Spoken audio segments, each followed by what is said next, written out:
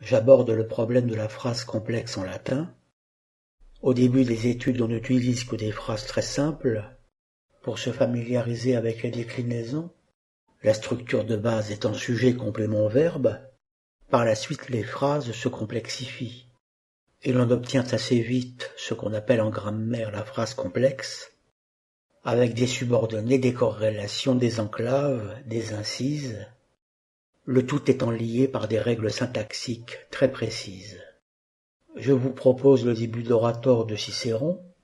L'Orateur, c'est un traité sur l'art oratoire, Ars Dicendi. Le titre plus développé se présente sous la forme Marci Tullii Ciceronis Orator. L'Orateur de Marcus Tullius Cicéron. L'auteur se met au génitif. Ici Marci Tullii Ciceronis. Cet ouvrage est dédicacé à Brutus. Le titre encore plus complet se dit donc Marci Tullii Ciceronis Orator ad Marcum Brutum. Par simplification on dit Ciceronis Orator, l'orateur de Cicéron. Ou encore Orator ad Brutum. Cicéron a écrit 3 ouvrages sur l'art oratoire, De Arte Dicendi, par ordre chronologique De Oratore, Brutus et Orator. La première phrase du Ciceronis Orator est ainsi conçue. Utrum difficilius aut maius esset, negare tibis aepius idem roganti, an efficere id quod rogares, diu multumque brute dubitavi. Utrum signifie lequel des deux. C'est le neutre du pronom adjectif uter. Uter utra utrum, l'un des deux. On adapte le sens suivant que ce soit un pronom, un relatif ou un interrogatif. Par exemple, uter venit, l'un des deux est venu. Si c'est une question, uter venit, point d'interrogation, lequel des deux est venu. Uter venit peut signifier également celui des deux qui est venu, si uter est un relatif. On dit par exemple, soumettez utrum placet, prenez celui des deux qui vous plaît, choisissez entre les deux. Utrum peut être utilisé comme un pronom interrogatif neutre. Par exemple, utrum difficile est, lequel des deux est difficile. Mais dans ce genre de formule, on préférera l'utilisation du comparatif. Et l'on dira de préférence utrum difficilius est, lequel des deux est plus difficile. Difficilius est le comparatif neutre. Au masculin ou au féminin, on a difficilior. Le comparatif s'utilise également comme altération de l'adjectif. Difficilius, plus difficile, assez difficile, trop difficile en fonction du contexte. Et il en va de même des comparatifs d'adverbes. On a l'exemple de saepius dans la phrase de Cicéron. Saepius est le comparatif de saepe souvent, donc saepius plus souvent, assez souvent, trop souvent, etc. C'est le contexte qui permet de choisir telle ou telle interprétation. À partir de l'interrogation directe utrum difficilius est, on construit l'interrogation indirecte, annoncée par exemple par dubito. Dubito utrum difficilius sit. Je me demande lequel des deux est plus difficile. Le subjonctif est nécessaire dans une interrogation indirecte, et l'on doit respecter ce qu'on appelle en grammaire la concordance des temps. Au présent dubito correspond le subjonctif présent sit. Si la phrase est à l'imparfait, dubitabam, je me posais la question de savoir, il faudra le subjonctif imparfait esset. Dubitabam utrum difficilius esset. Je me posais la question de savoir lequel des deux est plus difficile. Et il en serait de même avec le parfait dubitavi. Je me suis posé la question de savoir, dubitavi utrum difficilius esset. Je me suis demandé lequel des deux est plus difficile.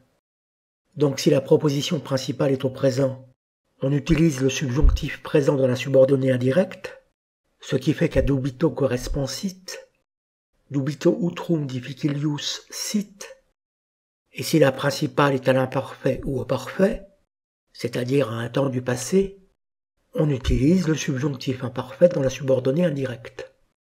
Ce qui fait qu'à dubitabam, je me posais la question de savoir, ou à dubitavi, je me suis posé la question de savoir, correspond le subjonctif imparfait esset.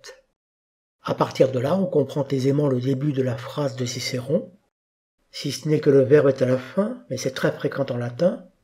utrum difficilius esset dubitavi, je me suis posé la question de savoir lequel des deux était plus difficile. Maintenant, utrum est ici associé à la particule an. Cette particule permet de préciser les deux termes de l'alternative. Utrum peut s'utiliser seul, on l'a vu. De même, an peut s'utiliser seul. On peut dire, par exemple, loquar an sileam. Dois-je parler ou me taire? Loquar et sileam sont des subjonctifs présents. Ce sont ce qu'on appelle des subjonctifs délibératifs. De même, on peut avoir dubito an, je me demande si. Dubito anatsit, je me demande s'il est là, ou si elle est là. On peut avoir dubito utrum an, je me demande si, ou. La particule an sépare alors les deux termes de l'alternative. Dubito utrum Romae an lutetia sit. Je me demande s'il est à Rome ou à Paris. Si le deuxième terme de l'alternative est ou non, on dit annon. Dubito utrum lutetia sit annon. Je me demande s'il est à Paris ou non. Dans la phrase de Cicéron, les deux termes de l'alternative sont les infinitifs negare et efficere. Negare, dire non, efficere, faire. Negare an efficere, c'est-à-dire finalement refuser ou accepter. Ce qui fait que le cœur de la phrase de Cicéron devient utrum difficilius esset negare an efficere dubitavi. Je me suis posé la question de savoir s'il était plus difficile de refuser ou d'accepter. Dans cette syntaxe, ce sont les infinitifs negare et efficere qui sont sujets, d'où le neutre difficilius. On se souvient de la formule errare humanum est, littéralement se tromper est humain. L'infinitif errare est sujet de la phrase, d'où le neutre humanum. De la même façon, nous dirions negare difficile est. Dire non est difficile. Et au comparatif difficilius, negare difficilius est, refuser est relativement difficile. Maintenant, à partir de cet énoncé fondamental, utrum difficilius esset negare an efficere dubitavi, qu'on vient de voir, d'autres éléments vont s'agréger pour habiller la phrase. Le comparatif difficilius s'agrémente d'un autre comparatif, aut maius. Difficilius aut maius, plus difficile ou plus grand au sens de la grandeur d'âme. L'infinitif negare est accompagné d'un tibi saepius idem roganti. Negare tibi, te refuser, en traduction tutoyante. Tibi signifie à toi en traduction tutoyante, à vous en traduction vouvoyante. On choisit l'un ou l'autre en français en fonction du contexte. Il en va ainsi de toute deuxième personne du singulier en latin, que ce soit un pronom, un adjectif ou une forme verbale. Il y a deux traductions possibles en français, une traduction tutoyante et une traduction vouvoyante. Il en va de même en anglais. Le you se traduit tantôt par un tutoiement, tantôt par un vouvoiement en fonction du contexte. Donc tibi roganti, à toi qui demande. Nous optons ici pour le tutoiement, car on peut considérer une certaine proximité entre Brutus et Cicéron. Brutus, c'est-à-dire Marcus Iunius Brutus, à qui il avait déjà dédicacé certaines œuvres. C'est certes un personnage qui est devenu sulfureux, puisqu'il a participé à l'assassinat de César selon la légende, mais Cicéron ne pouvait pas le prévoir. Roganti est le participe présent au datif du verbe rogo, demander, au datif parce qu'il se rapporte au datif tibi. Au pluriel, si l'on s'adressait à plusieurs personnes, on aurait vobis rogantibus. Donc tibi roganti, à toi demandant, littéralement. Idem, la même chose. Idem, accusatif neutre, complément d'objet direct de roganti, demandant quoi? Idem, la même chose. Saepius, assez souvent, relativement souvent. Ensuite, l'infinitif efficere est complété d'une petite relative, id quod rogares. Efficere id quod rogares, faire ce que tu demandais. Rogares, subjonctif imparfait de rogo, demander, qu'on vient de voir sous la forme du participe présent au datif roganti. Ce subjonctif imparfait est appelé par attraction du subjonctif imparfait esset. Dubitavi utrum esset. L'infinitif efficere est lié à esset, puisque c'est le sujet. Efficere esset difficilius, faire était assez difficile. Donc la relative annoncée par cet infinitif, efficere, subit l'attraction du subjonctif imparfait esse. C'est ce qu'on appelle en grammaire l'attraction modale. À partir de la phrase simple « efficere difficile erat », faire était difficile, où l'infinitif efficere est sujet, d'où le neutre difficile comme dans errare humanum est, on obtient avec la petite relative efficere id quadrogabas difficile erat. La phrase étant l'imparfait, on a deux imparfaits de l'indicatif, erat et rogabas. Erat va devenir esset à l'imparfait du subjonctif en style indirect, et rogabas va devenir rogares à l'imparfait du subjonctif également par attraction. Donc on va avoir en style indirect, annoncé par dubitawi an efficere difficile esset.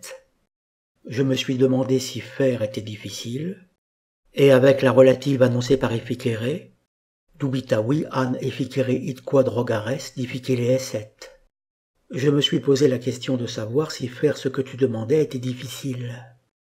L'attraction modale est obligatoire en style indirect, elle est facultative dans les autres cas, et les maîtres la déconseillent en général dans le thème latin à leurs élèves.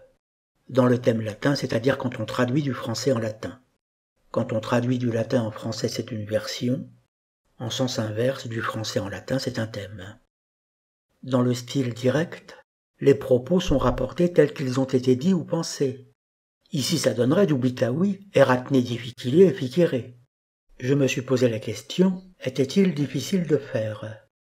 Dans le discours indirect, les paroles ou les pensées sont reproduites dans des subordonnées qui dépendent d'un verbe annonciateur. Ici dubitavi an efficere difficile esset. Donc l'imparfait du subjonctif rogares s'explique par l'attraction modale. Et l'attraction modale est obligatoire en discours indirect, c'est-à-dire quand les paroles, les intentions, les idées sont retranscrites syntaxiquement dans des subordonnées, parce que dans ce style il n'y a pas d'indicatif. L'indicatif est le mode de l'objectif, et le subjonctif le mode du subjectif. Si vous dites Socrates accusatus est quod juventutem corrumpebat, cela signifie que c'est un fait réel que Socrate corrompait la jeunesse. Socrate a été accusé parce qu'il corrompait la jeunesse. L'imparfait de l'indicatif corrumpebat veut décrire un fait objectif. Alors que si vous dites Socrates accusatus est quod juventutem corrumperet, avec le subjonctif imparfait corrumperet, vous décrivez une rumeur, une cause alléguée, et non pas un fait réel. Socrate a été accusé sous prétexte qu'il corrompait la jeunesse. Parce que, dit-on, il corrompait la jeunesse.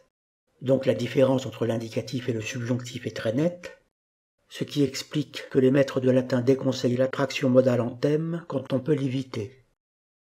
Dubitavi a été agrémenté d'un diu multumque, diu longtemps et multum beaucoup, diu multumque littéralement longtemps et beaucoup, diu multumque dubitavi.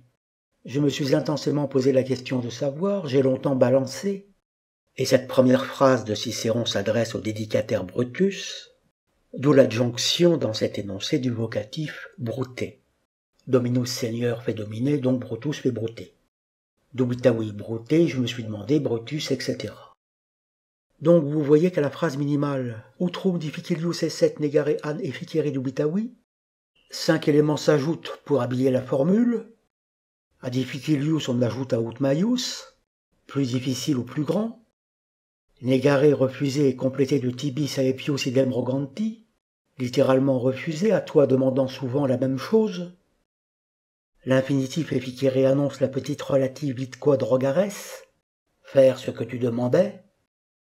Le verbe de base dubitavi est accompagné de deux adverbes, diu multumque, longtemps et beaucoup.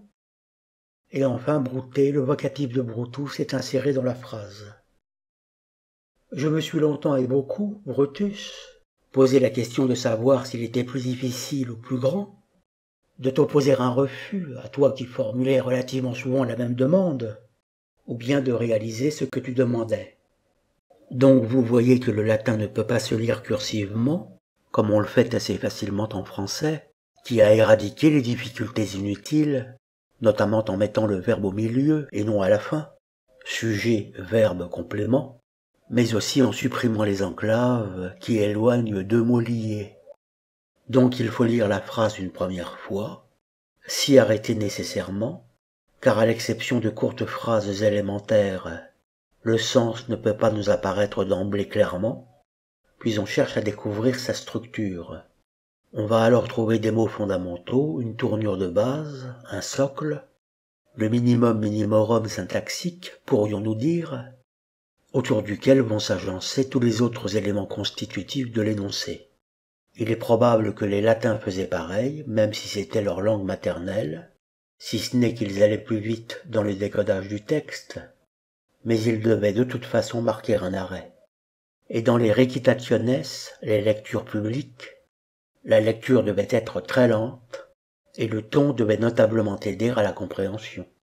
Ils devaient lire beaucoup plus lentement que je ne le fais, mais c'est une rapidité factice, bien sûr, puisque je reviens ensuite pour décrypter les éléments de la phrase. Bref, le latin n'est pas fait pour une lecture cursive. Nam, et negare, ei quem unice diligerem, quique me carissimum esse sentirem, praesertim et justa petanti, et praeclara cupienti, durum ad modum mi videbatur, et suscipere tantam rem, quantam non modo facultate consequi difficile esset, sed etiam cogitatione complecti. Vix arbitrabar esse eius, qui vereretur reprehensionem doctorum atque prudentium. Ici, la phrase se construit sur la structure et, c'est-à-dire d'une part, d'autre part, ce qui est logique puisqu'il vient de dire qu'il hésitait entre refuser et accepter. Il va donc développer chacun des deux termes de l'alternative. D'une part ceci, d'autre part cela, et l'on pèse le pour et le contre. Ce type de syntaxe s'est évidemment transmis dans la langue française, et ceci et cela. Chaque et va avoir son verbe, videbatur pour le premier et, arbitrabar pour le second. On a donc deux phrases à coller, et l'on obtient en structure de base et negare durum videbatur, d'une part refuser semblait sévère, durum on reconnaît le français dur, là encore l'infinitif negare est sujet, durum au neutre, comme dans l'exemple tiperare humanum est, et arbitrabar suscipere esse vix, eius qui vereretur reprehensionem. Littéralement, et arbitrabar, d'autre part je pensais que, suscipere, entreprendre, suscipere est donc le sujet de la proposition infinitive introduite par arbitrabar, entreprendre c'est-à-dire accepter. Dans la première phrase, negare était opposé à efficere, faire. Ici, negare s'oppose à suscipere, entreprendre, c'est-à-dire accepter de composer un traité sur l'art oratoire.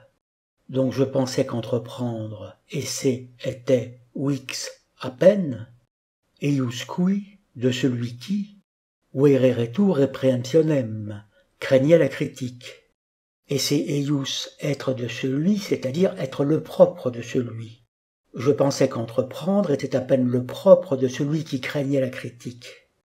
Donc Cicéron développe l'alternative dans laquelle il se trouve. D'une part, refuser lui paraît sévère, durum. D'autre part, accepter risque de le mettre sous les feux de la critique, reprehensionem. On a ici la syntaxe esse plus génitif, être de, c'est-à-dire être le propre de. Cette expression est passée en français telle qu'elle. Par exemple, c'est d'un grand homme de faire ceci ou cela, c'est-à-dire le propre d'un grand homme. L'exemple officiel des grammaires latines est est regis tueri cives. C'est le propre d'un roi de protéger les citoyens. L'infinitif tueri protégé est sujet de la phrase. Il est ici accompagné du complément d'objet direct cives, tueri cives, protéger les citoyens. Tueri cives, protéger les citoyens, est regis, est d'un roi, est le propre d'un roi. Ici, esse vix eius qui, mot à mot était à peine de celui qui, était assez peu du goût de celui qui. Et arbitrabar suscipere, je pensais au contraire qu'accepter, et ces vix eius qui n'étaient que peu l'affaire de celui qui, vereretur reprehensionem, craignait la critique, craignait de se voir corriger, reprendre, etc. Donc vous voyez que ce début sert de précautions oratoires, pour exprimer l'hésitation dans laquelle il s'est trouvé avant de se mettre au travail. Ces deux fragments, puisque cette phrase est bipartite, vont maintenant s'agrémenter d'ajouts divers et variés. L'infinitif negare va être complété par ei quem unique diligerem. Negare ei, refuser à celui, on est passé de negare tibi à negare ei. Cicéron parle maintenant de Brutus à la troisième personne, quem unique diligerem, que je chérissais particulièrement. Diligerem est au subjonctif, parce que mihi videbatur, il me semblait que, relève du style indirect. Ce qui est difficile à voir car diligerem est à la première personne. En principe, dans le style indirect, on dit aussi le discours rapporté, on n'utilise que la troisième personne. Mais ici ce n'est pas un vrai discours indirect, c'est le sens qui s'y apparente. La phrase directe serait negare eiquem diligebam durum erat. Refuser à celui que je chérissais était sévère. En vrai style indirect initié par dicebam par exemple, je disais on aurait dicebam negare eiquem diligerem durum esse. Je disais que refuser à celui que j'aimais était peu aimable. Erat devient l'infinitif esse dans la proposition infinitive annoncée par dicebam, je disais, et l'imparfait diligebam devient l'imparfait du subjonctif diligerem. Voilà pourquoi cette même transformation s'opère avec mihi videbatur, il me semblait que, ce qui donne negare eiquem diligerem durum mihi videbatur. On a un exemple connexe dans Epistularum ad familiares libernonus de Cicéron, le livre 9 des lettres à des proches, ad familiares, à des familiers, dixit te in lecto esse quod expedibus laborares. Ad familiares 9.23, il a dit que vous étiez au lit parce que vous souffriez des pieds, en traduction vous voyante. On a donc une proposition infinitive annoncée par dixit, il a dit, et une sous-subordonnée au subjonctif quod expedibus laborares, parce que vous aviez la goutte. En style direct, on aurait in lecto eras quod expedibus laborabas, vous étiez alité parce que vous aviez mal aux pieds. On pourrait d'ailleurs transposer cette phrase à la première personne, in lecto eram quod expedibus laborabam. J'étais cloué au lit par une crise de goutte. Si maintenant cette subordonnée se trouve être au subjonctif, in lecto eram quod expedibus laborarem, le fait d'avoir mal aux pieds n'est plus une réalité objective, mais une raison invoquée. J'étais au lit sous prétexte de souffrir des pieds. Seulement dans les deux cas, la transformation en discours indirect utilisera le subjonctif. Et l'on aura par exemple, si le style indirect est annoncé par dicebam, je disais, dicebam me in lecto esse quod expedibus laborarem. Je disais que j'étais au lit parce que j'avais mal aux pieds, ou sous prétexte que j'avais mal aux pieds. La sous-subordonnée se trouvant dans tous les cas au subjonctif dans le discours indirect, seul le contexte permettra de trancher pour savoir si la cause est objective ou subjective. C'est-à-dire pour savoir si au style direct on aurait eu un indicatif ou un subjonctif. Pour résumer, la sous-subordonnée du style indirect se met au subjonctif quel que soit le mode de la subordonnée correspondante du style direct. C'est-à-dire le mode indicatif ou subjonctif qu'aurait utilisé le littérateur s'il avait composé sa phrase en style direct. Il y a donc une perte d'information dans le style indirect, puisque si l'indicatif devient subjonctif dans le passage du style direct à l'indirect, le subjonctif de son côté reste subjonctif. Donc si vous devez traduire dicebam negare eiquem diligerem durum esse, vous devez vous poser la question de savoir si le subjonctif diligerem se transformerait en indicatif diligebam en style direct, auquel cas le subjonctif du style indirect n'a pas de valeur particulière, il répond simplement à la syntaxe du style indirect, ou si le subjonctif diligerem se maintient diligerem, auquel cas on a une altération du verbe dans la subordonnée du style direct, et le traducteur doit trouver le motif de cette altération. Dans la phrase de Cicéron, le subjonctif diligerem s'explique parce que mihi videbatur, il me semblait que, relève du discours indirect, même si le verbe de la sous-subordonnée n'est pas à la troisième personne, qui est la personne la plus utilisée dans les discours rapportés. Sinon, il faudrait interpréter cette relative comme une relative au subjonctif, ce qui dans ce contexte est peu probable. Le subjonctif d'une relative est une altération du verbe, à la manière mutatis mutandis du comparatif, qui est une altération de l'adjectif. C'est le contexte qui permet de comprendre la signification de cette altération. Si l'on devait traduire eiquem diligerem dans la phrase au style direct, negare eiquem diligerem durum erat, il faudrait s'interroger sur la valeur de ce subjonctif et l'interpréter en fonction du contexte. Par exemple, refuser du moins à celui que j'aimais était sévère, ou encore à celui que j'étais susceptible d'aimer, et ainsi de suite. Sachant que la relative au subjonctif peut avoir plusieurs interprétations, essentiellement causale, conditionnelle, finale, consécutive, concessive, restrictive. Sinon, la relative classique à l'indicatif n'a qu'une simple valeur déterminative. Précisons en passant qu'en latin mihi videbatur se traduit en français par l'impersonnel il me semblait que. Mais cette forme n'est impersonnelle qu'en français. Impersonnel parce que le pronom il ne renvoie pas à une personne, ni à un sujet grammatical, comme dans il pleut ou il neige.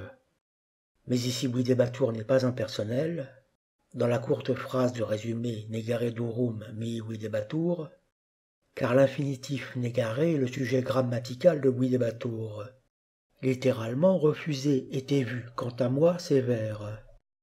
On peut certes qualifier d'impersonnel cette tournure, en tant qu'un infinitif n'est pas une personne, mais par impersonnel on entend surtout une absence de sujet grammatical. Ou alors si sujet il y a comme en français, un sujet factice qui ne renvoie à rien, comme dans il pleut, il y a, il semble, etc. Même dans l'exemple type des grammaires latines, dicitur homerum caecum fuisse, on dit qu'Homère était aveugle. Dicitur n'est toujours pas un vrai impersonnel, car la proposition infinitive homerum caecum fuisse est sujet. Littéralement le fait qu'Homère était aveugle, c'est le sujet. Dicitur est dit. Simplement le latin préfère quand c'est possible une tournure plus personnelle, avec un vrai sujet qui ne soit pas un infinitif ou une proposition infinitive. Ici, comme Homère est désigné, le latin aura plutôt tendance à dire Homerus dicitur caecus fuisse. Littéralement, Homère est dit avoir été aveugle. Le vrai impersonnel existe en latin, exempli gratia avec des verbes météorologiques il pleut, il neige, il tonne. Pluit, ningit, tonat. Tonat un seul N en latin, en français il tonne deux N. Mais on parle en latin surtout de passif impersonnel, qui traduit entre autres notre on français. Par exemple, on vivait très bien à Paris, se dit optime lutetiae vivebatur. Vivebatur, littéralement, il était vécu. L'imparfait passif vivebatur n'a aucun sujet. C'est un vrai passif impersonnel. On a également des passifs impersonnels avec l'adjectif verbal au neutre. Par exemple, quand le poète latin Horace écrit nunc est bibendum. Maintenant il faut boire, c'est maintenant qu'il faut boire. Littéralement, il est devant être bu. Bibendum est n'a évidemment aucun sujet possible. C'est un mot qu'on entend évidemment parfois à titre de plaisanterie à l'occasion d'un apéritif. Le latin ne sait pas dire il me semble que. Il rend cette tournure par le passif videor à la bonne forme. Videor, le passif de video, je suis vu, littéralement. Par exemple, il me semble que vous êtes des poètes, se transcrit par le passif de video, vous êtes vu par moi poète, c'est-à-dire par une forme véritablement personnelle. Mihi videmini poetae. Videmini, vous êtes vu. Mihi, datif, quant à moi, en ce qui me concerne. Poetae, nominatif pluriel.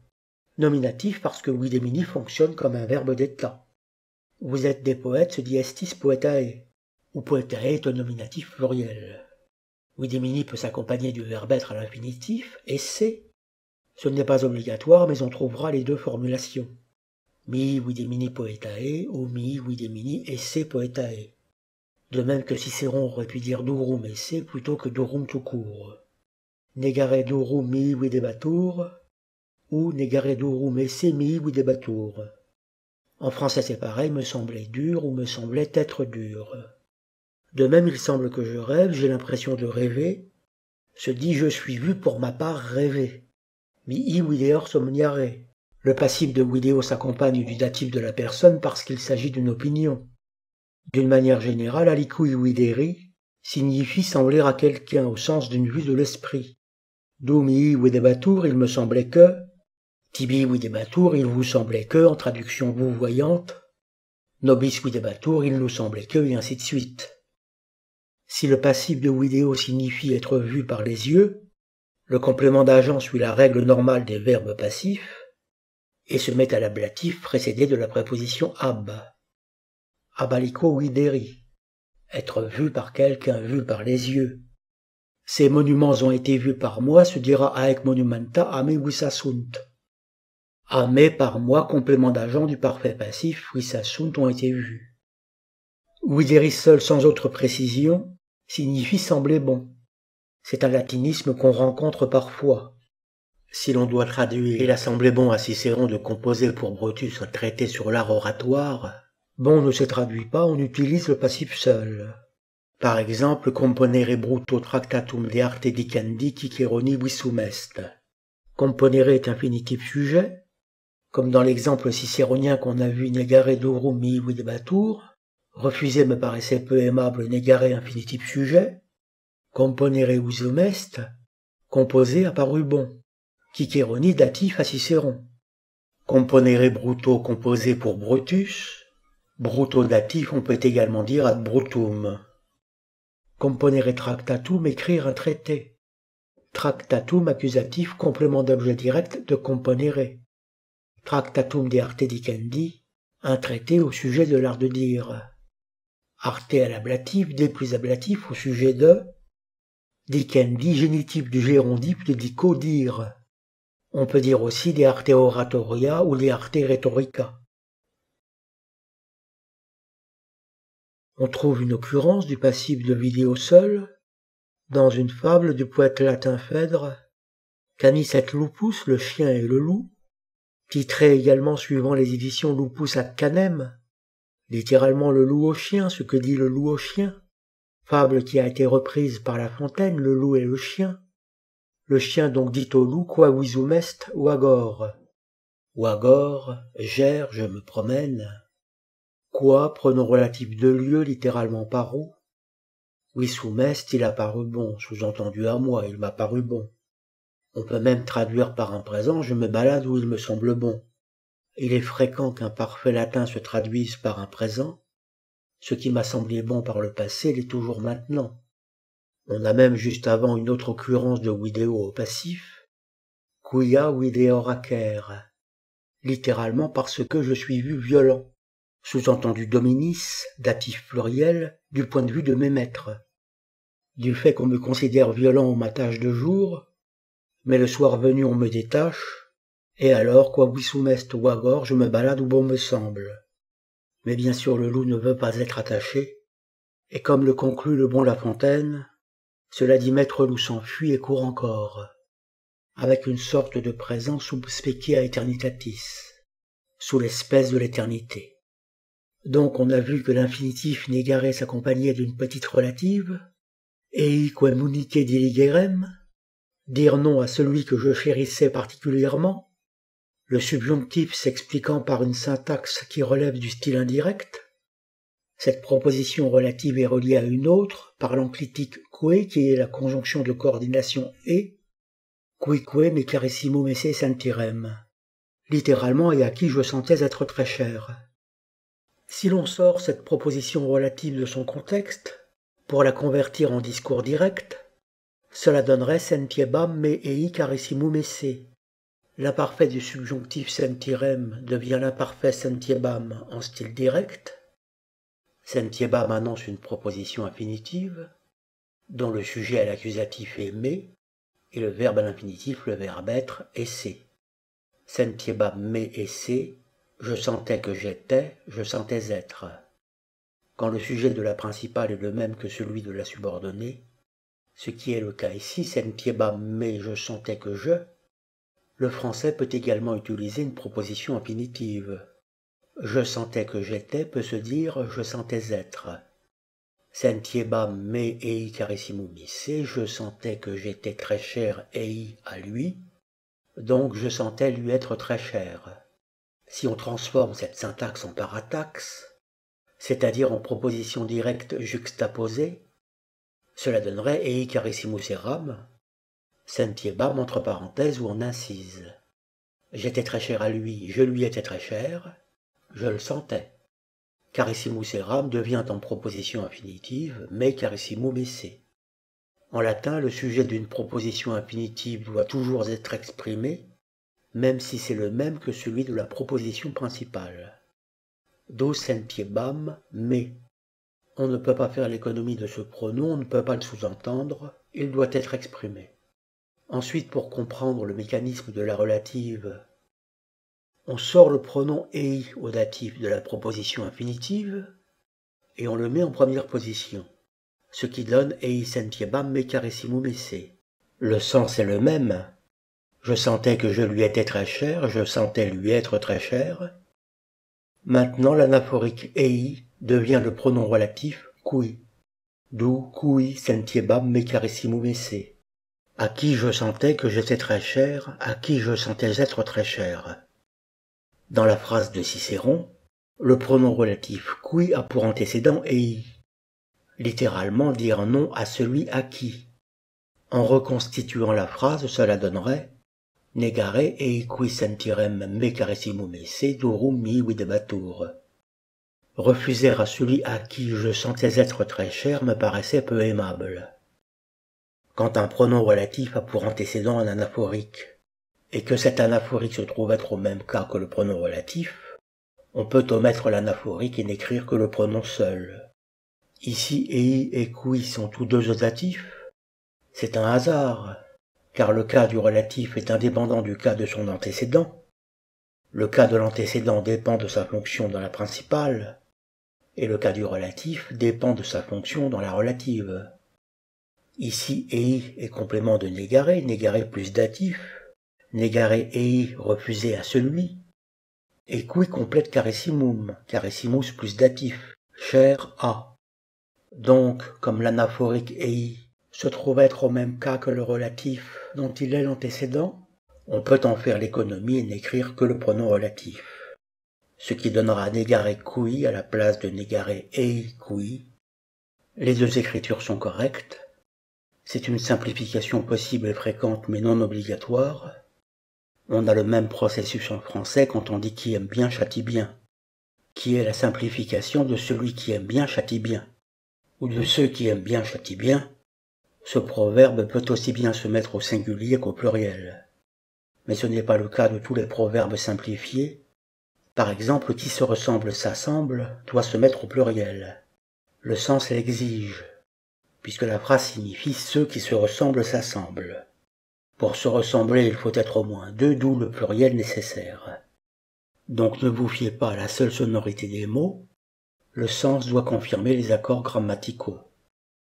Dans la phrase de Cicéron, le pronom relatif au datif qui est associé à l'enclitique que, qui correspond à la conjonction de coordination et, d'où la forme quique. L'anaphorique ei au datif est d'abord l'antécédent du pronom relatif à l'accusatif quem, à celui que, et est ensuite l'antécédent du pronom relatif au datif qui, accolé à l'enclitique que, et à qui. Eiquem quique, à celui que et à qui. Negare eiquem diligerem, quique sentirem me carissimum esse, durum mihi videbatur. Refuser à celui que je chérissais, et qui réciproquement m'aimait beaucoup, je le sentais fort bien, me paraissait dur. Praesertim iusta petenti, littéralement surtout demandant des choses légitimes. L'adjectif justus ici au neutre pluriel est utilisé substantivement. Petenti demandant, justa des choses justes, accusatif complément d'objet direct du participe présent au datif petenti. Donc après avoir relié l'anaphorique ei au datif à deux pronoms relatifs, quem et qui, eiquem, quique, ce même anaphorique ei est maintenant connecté au participe présent petenti. Comme ei est au datif, le participe présent petenti est également au datif pour cette raison. Ei petenti à lui qui demande, à lui demandant. De même qu'on trouvera des formules du genre mihi cogitanti, pour moi réfléchissant, pour moi qui réfléchis. avec mihi et cogitanti, tous deux datifs. Au pluriel, ça donnerait nobis cogitantibus pour nous qui réfléchissons. Dans cette incise, on a deux participes présents au datif dans une syntaxe de type et. La phrase dans son ensemble est elle-même construite sur une ambivalence de ce genre, et. Le premier et contenant lui-même un autre et, qu'on traduit par d'une part et d'autre part, ou littéralement et. Chaque et introduit un participe présent et son complément à l'accusatif. Et justa petenti, et praeclara cupienti. Littéralement, et demandant des choses justes et désirant des choses lumineuses. Praesertim ei, surtout à celui dont la requête est justifiée et la recherche intellectuellement élevée. Ce qui termine le premier et, Cicéron hésite à refuser Négaré, car les deux amis s'apprécient réciproquement et la demande de Brutus est légitime. Et arbitrabar, et d'un autre côté, je pensais que suscipere tantam rem, littéralement entreprendre une si grande chose. L'infinitif suscipere est le sujet de la proposition infinitive introduite par arbitrabar. Un infinitif peut être sujet, errare humanum est. Il peut donc être aussi sujet d'une proposition infinitive. Dico errare humanum esse. Littéralement, je dis que se tromper est humain. C'est un cas particulier où le sujet de la proposition infinitive n'est pas à l'accusatif, puisque l'infinitif est une forme figée indéclinable. Suscipere tantam rem me lançait dans une œuvre aussi importante, aussi imposante. Vix esse eius qui, littéralement, était à peine le propre de celui qui, vereretur reprehensionem, craignait la critique. À partir de ce noyau que constitue le deuxième et suscipere tantam rem vix arbitrabar esse eius qui vereretur reprehensionem, Cicéron rajoute des éléments d'habillage. Reprehensionem se complète de deux génitifs pluriels. Doctorum atque prudentium, la critique des savants et des sages. Ensuite, l'adjectif tantam se trouve être en corrélation avec quantam. Tantus seul signifie si grand, mais tantus avec son corrélatif facultatif quantus signifie aussi grand que. C'est tout à fait par hasard que ces deux adjectifs soient tous deux à l'accusatif.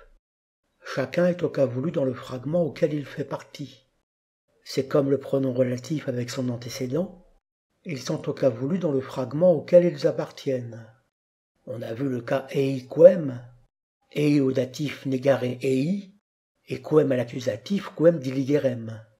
Et il en va de même des autres corrélations comme talis qualis, telles que, pour comprendre le mécanisme, on extrait la subordonnée dépendant de quantam, en ne reprenant que les mots principaux qui forgent le cœur de l'énoncé. Quantam facultate consequi difficile esset. Ensuite on remplace le subjonctif imparfait esset par l'imparfait tout court, l'imparfait de l'indicatif, erat, de manière à se retrouver en style direct, et l'on remplace quantam par son antécédent tantam rem. On a donc là le minimum minimorum pour comprendre l'idée. Tantam rem facultate consequi difficile erat.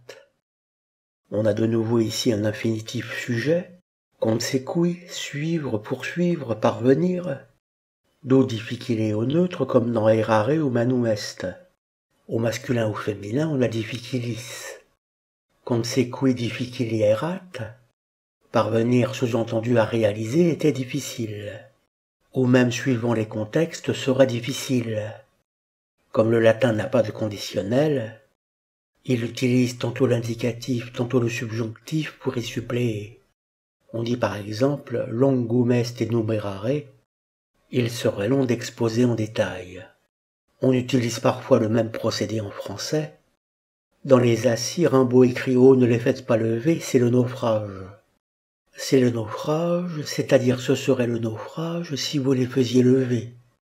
Donc, consequi, poursuivre, parvenir à réaliser serait difficile.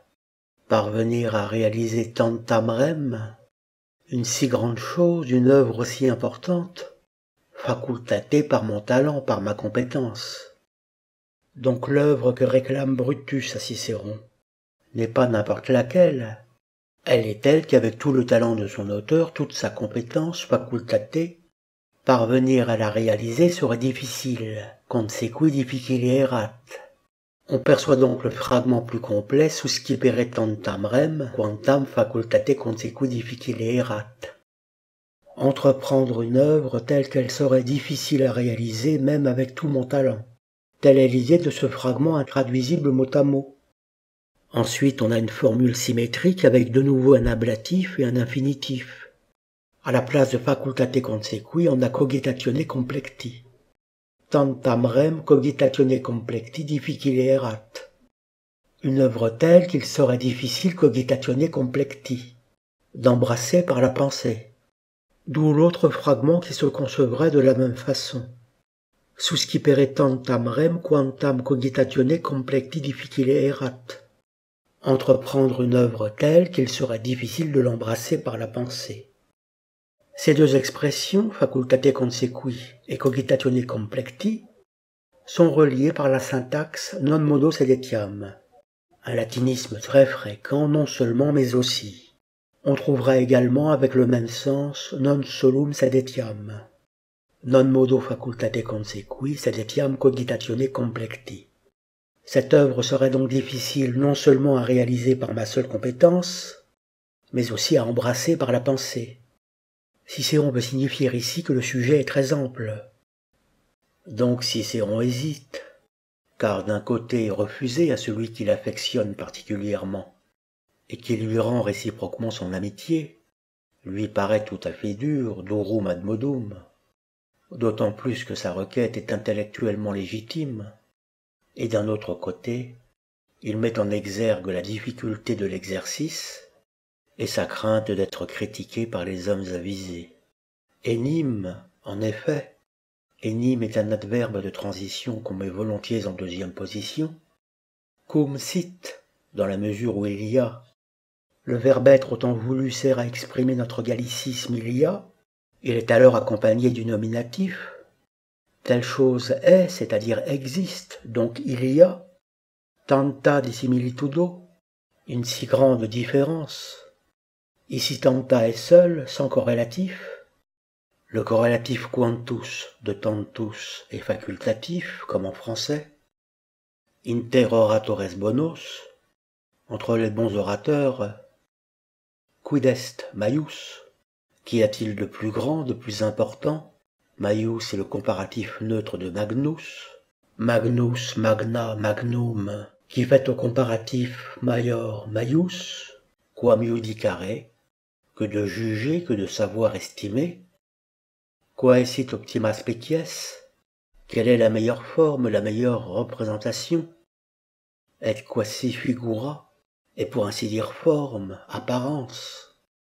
L'adjectif optima se rapporte logiquement également à figura, et en quelque sorte la meilleure manière, dicendi, de dire, c'est-à-dire le meilleur style oratoire, optima species dicendi ou optima figura dicendi. C'est donc une question importante, maius, eu égard à la très grande différence qu'il existe entre orateurs, tanta dissimilitudo inter oratores, que celle d'arriver à apprécier, iudicare, la meilleure manière de s'exprimer, optima species dicendi. Quod est cela? Quod est ici un relatif de liaison au neutre? Il équivaut à et id et cela? Quoniam me saepius rogas? Puisque tu me le demandes tout le temps? On retrouve le comparatif saepius de saepe souvent. Le complément d'objet direct de me rogas, tu me demandes, et le relatif de liaison quod, cela? Rogo demander se construit avec un double accusatif, ici me et quod. Rogare aliquem aliquid, demander quelque chose à quelqu'un. Agrediar, je vais le faire, je vais aborder ce sujet. Non tam spe, non pas tant dans l'espoir, perficiendi, de réussir. Le préverbe per est une particule d'insistance.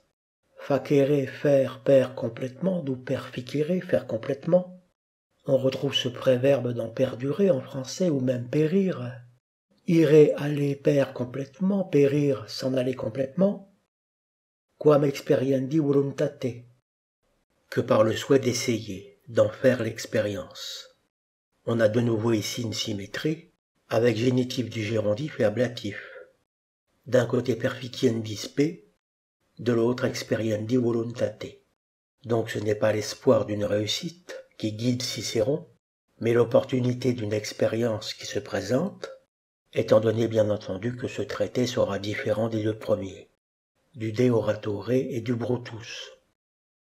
Malo enim, car je préfère, cum studio tuo sim obsecutus, puisque je me suis soumise à ton désir, studio tuo datif, complément d'objet indirect d'obsecutus sim, obséquoir littéralement aller à la rencontre vers. Le préverbe ob indique la rencontre, qu'on retrouve en français dans occurrence. Ob correre, courir vers. Le B de ob devient C pour faciliter la prononciation, donc occurrence de C, et de R parce que correre a deux R centraux. Occurrence de ces deux R. En latin, la notion de rencontre, d'aller vers, se construit avec le datif. Ici, studio tuo. Cum plus subjonctif, puisque. On a déjà vu cum sit précédemment, puisqu'il y a. Donc je préfère, puisque je me suis plié à ton désir, prudentiam meam, que ma sagesse, ma science, desiderari a te, littéralement soit souhaitée par toi. Une chose souhaitée, c'est une chose qu'on n'a pas, d'où la notion de regret, que mes lumières soient regrettées par toi. Ce type de syntaxe a donné en français l'expression laisser à désirer. Je préfère que ce soit ma sagacité qui laisse à désirer de ton point de vue. Prudentiam meam est le sujet à l'accusatif de la proposition infinitive introduite par Malo. Malo prudentiam meam desiderari a te. Quam, plutôt que, si id non fecerim, si je ne le fais pas. Fecerim est un subjonctif parfait qui marque l'antériorité.